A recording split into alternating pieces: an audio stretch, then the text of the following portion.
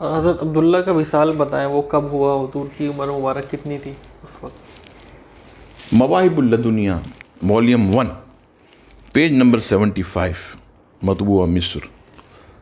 اس میں ہے کہ حضرت عبداللہ رضی اللہ تعالیٰ عنہ کی جو وفات ہے یہ مدینہ منورہ میں ہوئی. ان دنوں وہ بسلسلہ تجارت قریش کے ساتھ تھے.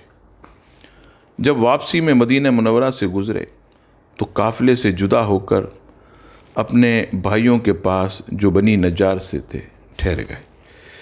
جب قافلے کے لوگ مکۃ المکرمہ پہنچے تو حضرت عبد المطلب نے حضرت عبداللہ کے بارے میں ان سے دریافت کیا.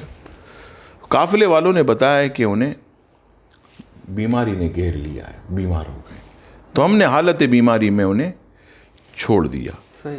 اس کے بعد حضرت عبد المطلب نے اپنے بیٹے حارث کو ان کو لانے کے لیے بھیجا.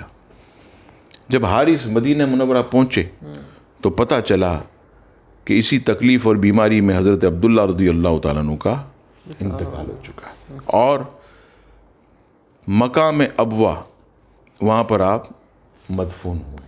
صحیح.